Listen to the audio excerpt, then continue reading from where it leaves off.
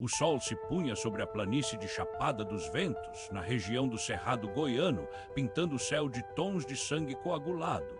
O vento, constante e áspero, arrastava poeira e fios de vegetação seca pelo solo árido, como se o próprio planeta estivesse respirando com dificuldade. A estrada de terra sinuosa que cortava o interior do sertão estava vazia. Nada se movia além das sombras alongadas que se estendiam como dedos ossudos do crepúsculo. Naquela noite, o silêncio era diferente. Não era o silêncio da natureza, mas o silêncio de algo que observava, algo que não deveria estar ali. Foi então que o carro apareceu, um Fusca amarelo desgastado com o farol dianteiro quebrado.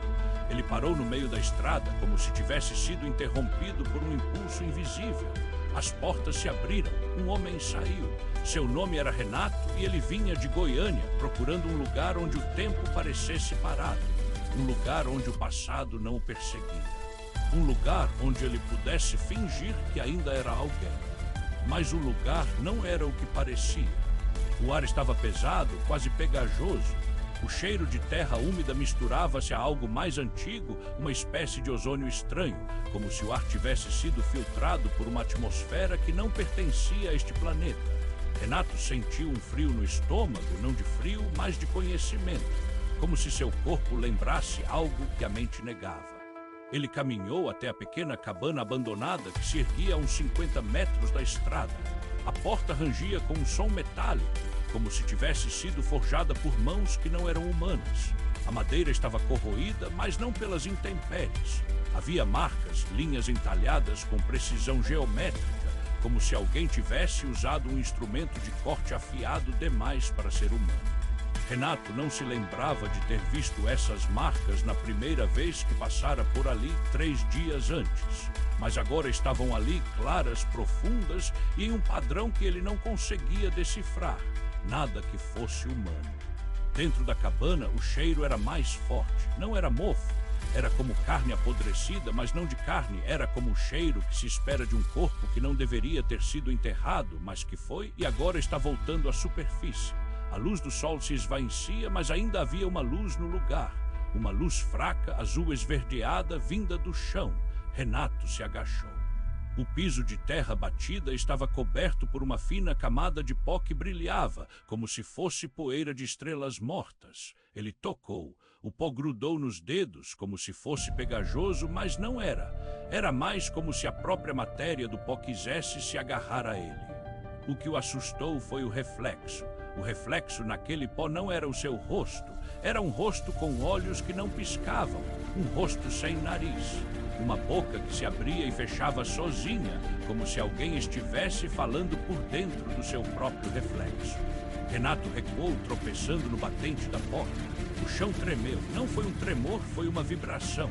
Uma onda de pressão que não vinha do solo, mas do ar. A luz azul esverdeada se intensificou. As paredes da cabana começaram a mover-se. Não se desfizeram, mas se dobraram, como se o espaço tivesse sido dobrado em si mesmo, como uma folha de papel que se dobra sobre si mesmo. E então, do centro da cabana, algo se formou. Não era uma forma, era uma presença, um vazio que ocupava o espaço. Um buraco onde o ar não passava, mas onde a luz se curvava. Era impossível olhar diretamente para aquilo. O olhar se desviava como se o cérebro se protegesse, mas Renato não conseguiu desviar. Ele olhou. Aí viu. Não era uma criatura, não era um ser, não era nada que pudesse ser nomeado. Era a ideia do que poderia ser um ser se o universo tivesse sido feito por mentes que não entendem o que é viver. Era uma coisa que não era feita de matéria, mas de ausência, de silêncio, de tempo que não passa, de consciência que não pensa, mas sabe tudo. Tudo que foi, tudo que será, tudo que nunca foi, mas poderia ter sido. E ela o viu, não com olhos, com algo mais antigo, mais profundo, como se ele já tivesse sido escrito na mente de algo que existia antes do primeiro átomo. O nome dele foi pronunciado, não em voz, não em som, em uma onda de pressão que se expandiu pelo ar, como se o mundo inteiro estivesse ecoando uma palavra que nunca foi dita em língua alguma. Mas Renato ouviu e entendeu. Renato não era o seu nome, era algo mais antigo que o próprio nome. Era o nome que ele deveria ter tido se tivesse nascido em outro lugar, em outro tempo, em outro mundo. E então o chão se abriu, não com um estrondo, com um sussurro, como se a terra tivesse se aberto por vontade própria, como uma boca que se abria devagar, lentamente, com a paciência de uma pedra que espera há bilhões de anos. Da fenda saiu luz, não luz normal, uma luz que não iluminava, mas encharcava, uma luz que entrava no olho e não saía mais. Renato sentiu o corpo se mover sem comandos. Ele caminhou até a abertura. Suas pernas não obedeciam, sua mente não era dele. Na fenda algo se movia, não se via, mas se sentia um pulso, um ritmo, como se o planeta estivesse respirando e ele estava no caminho do ar. E então ele ouviu, não com os ouvidos, com os ossos. Uma voz que não era uma voz, era o som que o silêncio faz quando tenta falar. Você não é o primeiro. Renato tentou gritar. Não saiu som, só um vazio. Ele sentiu as palavras se desfazendo em sua garganta, como se o ar dentro de sua boca estivesse sendo substituído por outra coisa, outra substância, outra forma de ar. Você foi escolhido por não ter sido esquecido. E então ele entendeu, não era um acidente, não era um erro, era um chamado, um convite, um ritual antigo feito em um tempo onde o tempo não existia. O que havia na fenda não era um monstro, era uma memória do universo, uma consciência que não se alimentava de carne, mas de percepção, de medo, de dor, de saudade, de tudo que os humanos sentem, mas não sabem que sentem e porque o sentimento é a sua forma de existência. As mãos dele se abriram, a poeira azul esverdeada subiu, atingiu seu rosto, entrou pelo nariz, pela boca, pelos olhos. Não era poeira, era memória, era consciência.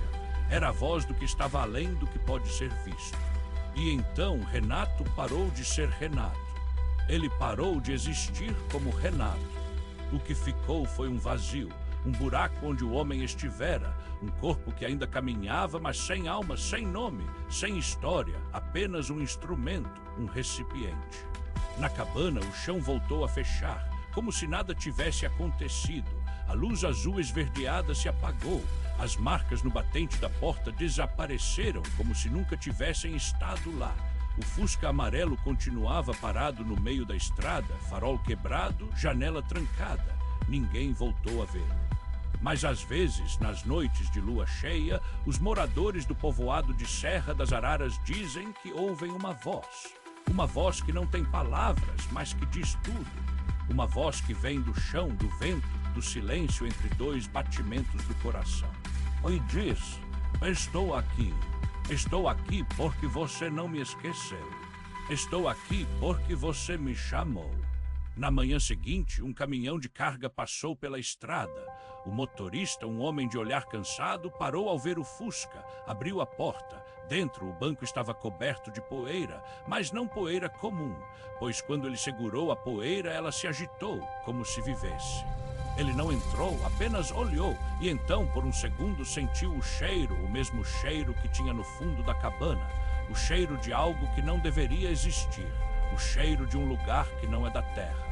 Ele ligou o carro e seguiu em frente, mas antes de sair da estrada, olhou no retrovisor.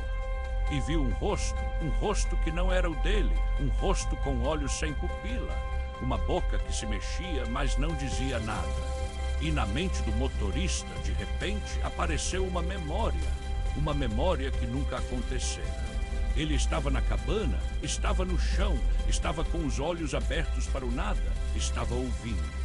E a voz dizia: você é o próximo. No mesmo instante, o rádio do caminhão ligou sozinho, sem ninguém tocar, uma estação que não existia.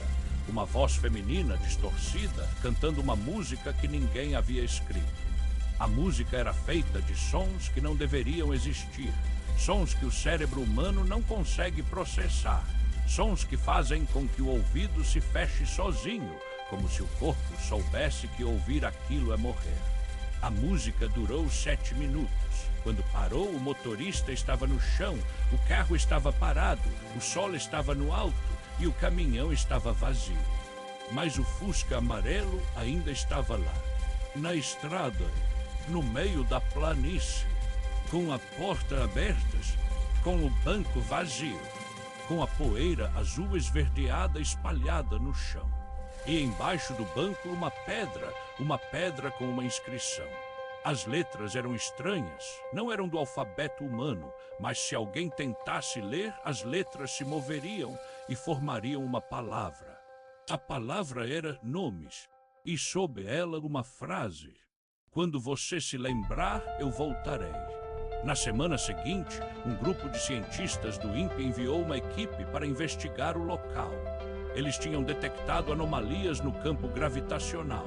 O radar mostrava uma estrutura subterrânea não natural, com forma circular, profundidade desconhecida e temperatura interna abaixo de zero absoluto, impossível, segundo a física terrestre. A equipe chegou na cabana. Os registros mostram que 2 deles foram encontrados mortos no dia seguinte. Não havia ferimentos, não havia sinais de violência.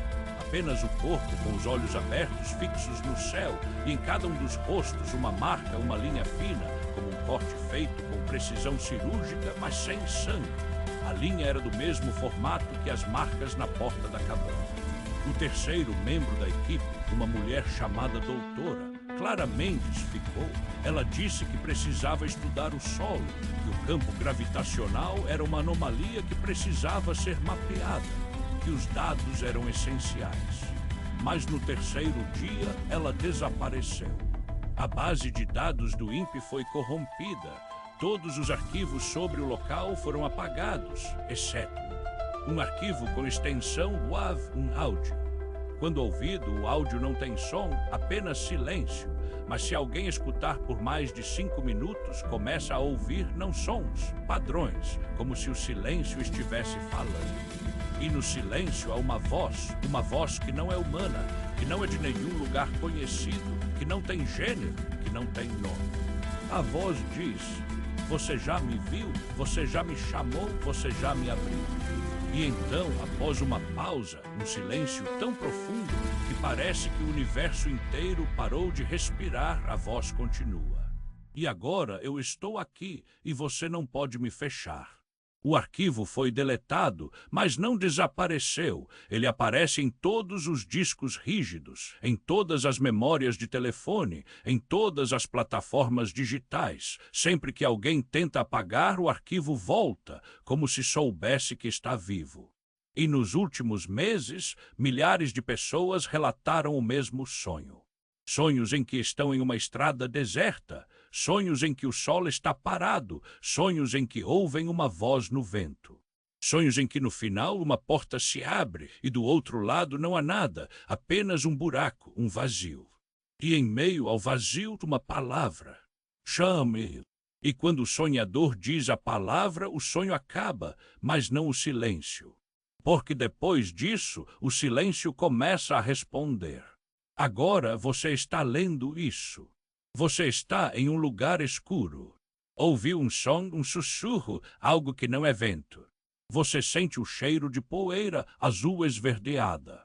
Você olha para o chão e vê na sua frente uma linha fina. Uma linha que se move, como se estivesse esperando. Como se soubesse que você já viu. Como se soubesse que você já chamou. E se você ler essa frase até o fim, você não vai parar. Porque o que está escrito aqui não é um conto. É uma chama. E chamas não se apagam. Elas se espalham. E agora você está no meio delas.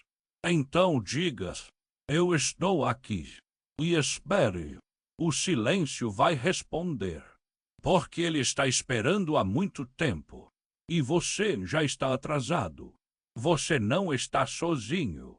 Você está sendo chamado. E o chamado já começou.